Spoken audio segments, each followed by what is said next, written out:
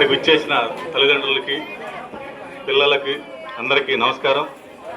మన హెచ్ఎం గారు శిరీష గారికి, అలాగే వేలపూడి రామచంద్ర గారికి, అలాగే మన స్టాఫ్ సెక్రటరీ గారికి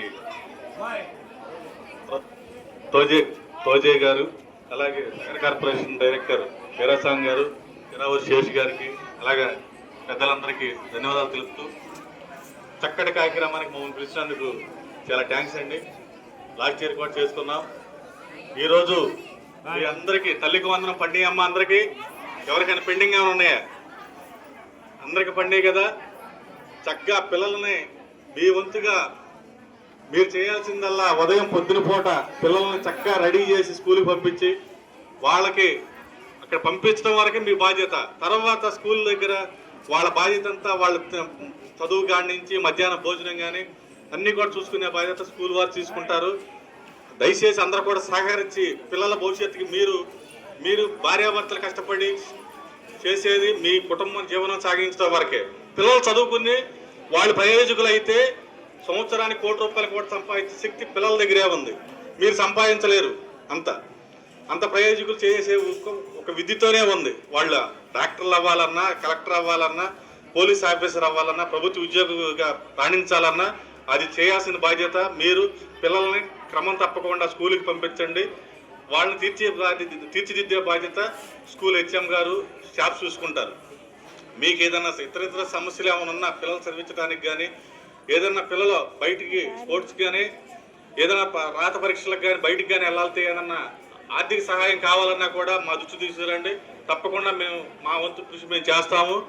అలాగే మీకు పెన్షన్, మీకు తల్లికి వందనం ఎవరికైనా కానీ రాని వారు కానీ ఎవరైనా ఉంటే హెచ్ఎం గారి దృష్టి తీసుకురండి. అది మేము అధికారులతో మాట్లాడి ఇమీడియట్గా చేపిస్తాము.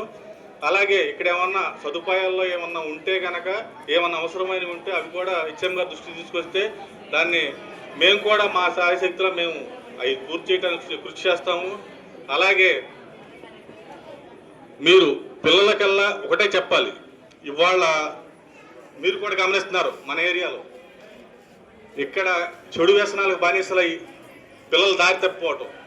దానికి క్రమశిక్షణగా ఉండాలంటే తల్లిదండ్రులు ఇంటి దగ్గర నుంచి పిల్లలు ఏం చేస్తారు, స్కూల్ దగ్గర ఉన్నంతసేపు స్కూల్లో పిల్లల్ని స్కూల్ టీచర్స్ చూస్తారు బాధ్యతగా. ఇంటికి వచ్చిన తర్వాత కూడా పిల్లలు టీవీ చూస్తున్నారా, చదువుకుంటున్నారా, వెళ్ళి గలీ బజార్లో ఆటలాడుతున్నారా, ఏం చేస్తున్నారు, ఏ నడవడిక మీద ఉన్నారు అని మీరు కూడా గమనించాలి. పిల్లల్ని చెడు వ్యసనాలకు బానిస కాకుండా వ్యసనానికి దూరంగా ఉండేటట్టుగా మీరు కూడా పిల్లల్ని దగ్గర పెట్టి ఇంటికాడి నుంచి రాగానే ఏమైనా పెట్టి సాయంత్రం ఇంటికి వచ్చిన తర్వాత వాళ్ళని కూర్చోబెట్టి చదివించండి. వాళ్ళు ఏం చదివారు, వాళ్ళు ఏం జరిగింది అనేది మీరు కూడా గమనిస్తూ ఉంటేనే పిల్లాడికి కూడా భయం అన్నది ఉంటుంది. వాళ్ళు ఏం చదువుతున్నారని మీకు కూడా తెలుస్తుంది. వాళ్ళకు కూడా మార్కులు కూడా తగ్గకుండా వాళ్ళు కూడా క్రమశిక్షణతో చదువుతారు. ఉదయం సాయంత్రం ఖచ్చితంగా మీరు కూడా ఇంటి దగ్గర బాధ్యత తీసుకుని 1 గంటన్న వాళ్ళతో ఇంటి దగ్గర మీరు కూడా టైం స్పెండ్ చేయండి. ఫోన్లకి టీవీలకి పిల్లలు పరిమితం కాకుండా చదువుకి ఎక్కువ ప్రయారిటీ ఇచ్చేటట్టుగా చేయండి. అలాగే ప్రభుత్వం నుంచి కూడా మన ఆంధ్రప్రదేశ్ ప్రభుత్వం ఇప్పుడున్న నారా లోకేష్ గారు విద్యాశాఖ మంత్రిగా అయిన తర్వాత ఎన్నో సంస్కరణలు తీసుకొచ్చారు. పాఠశాలల్లో కానీ కాలేజీల్లో కానీ యువతకు కూడా, చదువుకున్న యువత కూడా బయట ఇతర దేశాలకు వెళ్ళకుండా మన ఆంధ్రప్రదేశ్లోనే ఉద్యోగాలు చేసే విధంగా ఎన్నో విద్యా సంస్థలే కావచ్చు, కేంద్ర విద్యాలయాలే కావచ్చు, ఇప్పుడు పారిశ్రామికంగా ఎన్నో కంపెనీలు కూడా తీసుకొస్తున్నారు. మన పిల్లలు ఇతర దేశాలకు వెళ్ళాల్సిన అవసరం లేకుండా మన ఆంధ్రప్రదేశ్లోనే, మన రాజధాని అమరావతిలోనే ఇక్కడే ఉండి మన కళ్ళ ముందు ఉద్యోగాలు చేసుకున్నట్టుగా ప్రణాళికలు జరుగుతున్నవి.